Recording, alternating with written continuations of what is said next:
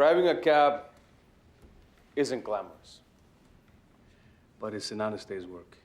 Ever since I started, I looked forward to a time when I could tell customers that they were riding in my cab, that I was an owner-operator. So I scrimped and I saved until I finally had enough put away to buy a medallion. But because of the actions of these men, I've lost that opportunity. So make no mistake, this trial is not about a busted headlight. This is a trial about a broken dream. Forget the case, they're gonna make him president. Statements are like free throws. Easy. Nobody's playing defense. Are we good at defense? You would agree that chauffeur drivers cause more accidents. Objection, badgering. Sustained. Objection, argumentative. Leading the witness. Ambiguous, privileged, inflammatory. Sustained. Anything further, Mr. Santana? Yes, Your Honor. I would like to call to the stand Mr. Michael Ross, please.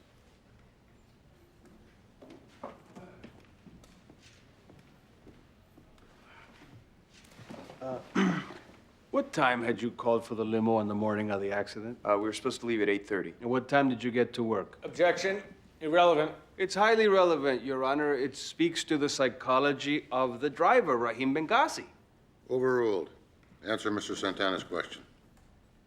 8:40. So unless Mr. Benghazi made up for that lost time, you were going to be late for that meeting, correct?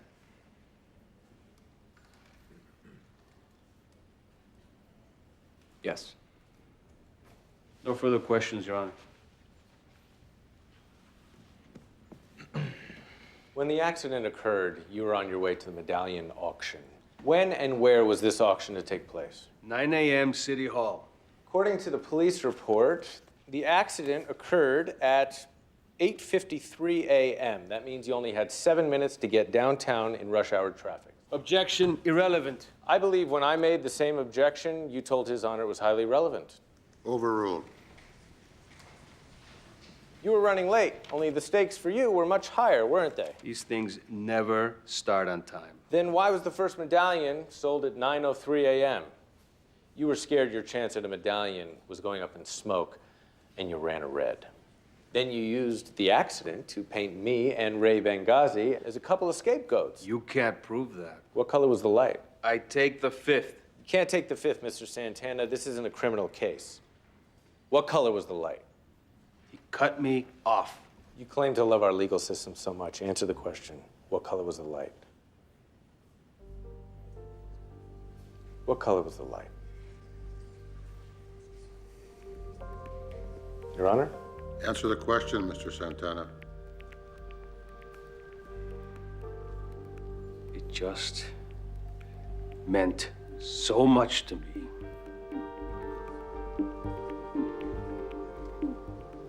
Your Honor, can I sidebar with opposing counsel? We can roll the dice with the jury, but I'd rather settle. How much do I have to pay? Nothing. You take responsibility for the accident, and your insurance company makes Ray whole. In return, I waive my right to collect legal fees.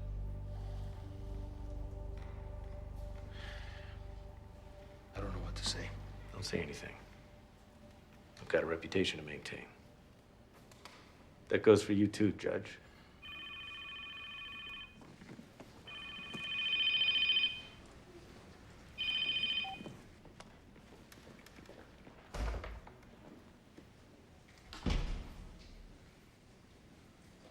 Well, look who it is, the ghost of Christmas past, Harvey Reginald Specter. Speaking of the past, Elliot, FDR called. He wants his bow tie back. Oh, if you'd had rebuttals like that, maybe you would have gotten past me in moot court just once. Trust me, Archibald, I'm way past you. Oh, I guess you are. Look at you, huh? Tom Ford suit, $1,000 hairdo. What happened to the skirt-chasing degenerate I knew back at Harvard? Oh, him? He's a named partner at a firm 10 times bigger than yours. Bigger. Sounds like somebody's trying to compensate for 3 huge losses. Or somebody's living in the past and too afraid to take me on in the present. You're the one who's afraid. I think you've got a little PTSD, post-traumatic stemple disorder. Why don't we go head-to-head right now? Oh, I'd love to, but unfortunately my case is up on the docket. But let's do this again really soon, okay? AYZ Technologies versus Janus Microprocessors. Mike Ross for the plaintiff, Your Honor. A. Elliot Stemple for the defense. What are you doing here? Oh, I'm sorry. Did I forget to put the name of my firm on the complaint? I work at Pearson Specter. That's Specter, as in Harvey Reginald Specter. I'm ready to hear pretrial motions. Motion to substitute counsel, Your Honor. On what grounds? The grounds that he's a pussy. What's that, Mr. Specter? I was just wondering if he has a copy of his motion, because we never got one. Not with me, Your Honor. Something suddenly came up. My niece, she took ill. Well, when your family is sick, you have to tend to them. Your Honor, Mr. Stemple may not have a copy of his motion, but we do have a copy of his family tree. He has no nieces. I meant niece figuratively. She is actually my goddaughter. And what exactly is her name? Sandra Silverstein. Your Honor, that's the same fictitious goddaughter that's taken ill every time Mr. Stemple's needed a continuance in the last 5 years. Sounds serious. Have you tried acupuncture? They are completely out of line, Your Honor. The only thing out of line is you. Mr. Stemple, not only will you not be replacing yourself, you'll be paying the court a $2,000 fine. We got him. Cage match is on. 2 men enter, 1 man leaves. We don't have anything yet. What? Come on, you need me to try this thing for you too? Listen to me. This isn't Thunderdome. I need you to look at every case he's worked since law school. Relax, Harvey, I'm all over it. You better be, because you don't know this guy. I'm telling you, once it sinks in that there's no way out of that cage, he's gonna come out swinging. You said there's no record of me ever having an apartment in Boston. Can you explain to the jury why there's no record of you ever having lived there? I'm not the one on trial here. No, you're not. You're the one in that chair, so why don't you answer the question or we can stop this whole thing right now. There's no record of me living there because I sublet up there when I had my place down here. So it is possible that a person not have a Boston address without it meaning that they didn't attend Harvard. Great. Thank you so much. This witness is excused. What exactly is your reason for not having an address up there? Unless you're too afraid to answer my questions. No, I'm not afraid of you at all. My reason is that I chose to live with my friend Trevor during that time. The only problem with that is your friend Trevor has lived in Brooklyn his entire life. Exactly a 3-hour and 20-minute drive from Harvard. So you say you made that drive every day? No, I only went up for tests because that's all I had to do. I guess you needed some extra tutoring, huh? You expect these people to believe that you graduated from the most competitive law school in the world without ever going to class? See, that's funny because you actually expect these people to believe that I never went to law school at all and yet still somehow managed to convince the smartest lawyers in the world to make me their youngest partner ever. Whose story is looking more far-fetched now? Oh, no answer? Great. No more questions, Your Honor. I don't know if you've noticed this or not, but he's kicking your ass. And I'm about to kick back. Are you two discussing something that defense should be made aware of? Just talking about the Knicks. Now, is the prosecution ready to call their first witness? The prosecution's first witness is this affidavit from every single member of the defendant's supposed graduating class. Objection, Your Honor. I haven't seen that. Well, then let me read it to you. We collectively come forward to swear the following regarding Michael James Ross. We never saw him. We never knew him.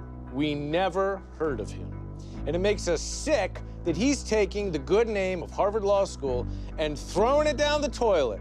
Please find him guilty on all counts. Your Honor, I move to strike that document right now. On what grounds? On the grounds that it's completely fabricated. Where's your proof? Besides the fact that I actually went to Harvard, there's no way you could have contacted all of those people since last night. Then I suggest you call every one of these people and put them on the stand. But when you do, every single one of them is going to look you in the eye and say, "Who the hell are you?"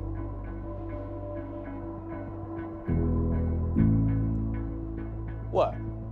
No snappy comeback? You can try to trick these people all you want. But the fact is, you didn't go to Harvard, and this proves it. Objection, he's testifying. What I'm doing is winning. All right, that's enough. I think this is a good time to take a break.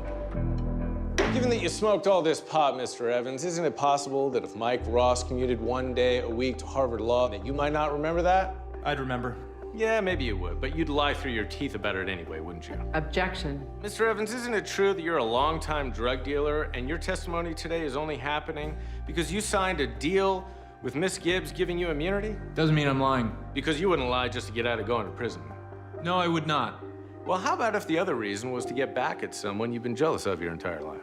I've never been jealous of Mike Ross in my entire life. And I just caught you in a lie. Objection, Your Honor. Mr. Evans, my next move is going to be to call Jenny Griffith to the stand. And she's going to testify that you lied to her for years about dealing. When she found out about it, she left you for Mike Ross. Objection, badgering. She's also going to say that you were jealous of his mind your entire life. And when you found out that she left you for him, you were as jealous as a human being can be. Now, is that true or not? Your Honor. Let me rephrase. Is Miss Griffith going to be perjuring herself, or are you? Yeah, I was jealous of him. And if he lied about all of that, what's to make us believe that he wasn't lying about everything else? No further questions, Your Honor. Miss Richardson, as special master, do you feel there are any limitations to your power? I can't murder anyone if that's what you're suggesting, but outside of that, I'm empowered to do what I deem necessary. And 8 years ago, did you deem it necessary to dismantle the firm Sampson Kinney? I did. But before you ripped that firm apart, you fired one of its attorneys. Is that true? What? I said this isn't the first time that you've been sued for wrongful termination.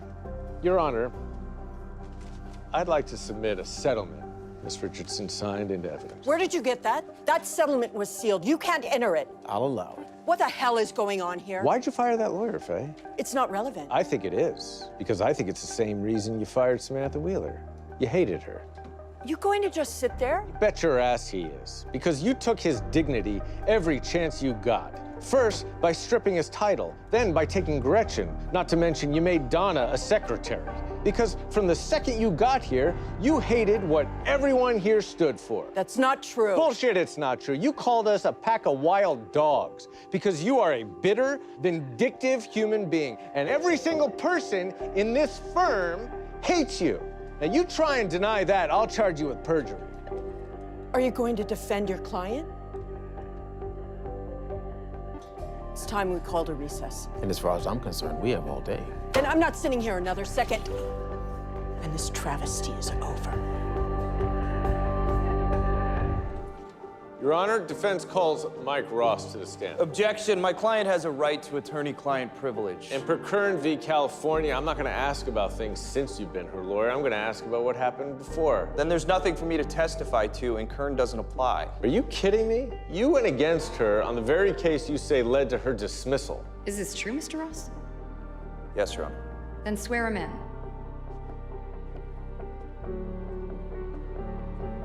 Mr. Ross, isn't it true that Miss Wheeler wiped the floor with you on the Brick Street athletics case? She won, yes. And what were your feelings after she wiped the floor with you? Objection, Your Honor. Baiting. I'll rephrase. What were your feelings after your client lost his precious little company that you were trying to help him start? I was upset. Upset? Isn't it true that the night you lost that case, you accused me of fabricating evidence? I did, And when I denied it, what did you say exactly? Objection. The witness can't be asked to recall the exact words of a conversation that happened weeks ago. He can if he has a perfect memory. You do have a perfect memory, don't you, Mr. Ross? Isn't that what you're always bragging about? Yes, but No buts. You said she fabricated evidence. You said she bribed somebody. You said she cheated your client out of his company. Now, I may not have a perfect memory, but I sure as hell remember that. Am I wrong? I don't care what I said. I had no proof that anyone fabricated anything, and neither did your client the night she fired mine. No, she just knew it in her gut. Exactly like you did the night you came screaming at me. No further questions, Your Honor. I said something else that night that clearly you've forgotten. Objection, we didn't I ask. said that you've lost yourself, and as far as I'm concerned, that's still true. And as far as the law is concerned, my opening statement is still true, because it doesn't matter if Miss Wheeler crossed a line or not. Faye Richardson had cause, and nothing you say is going to change that.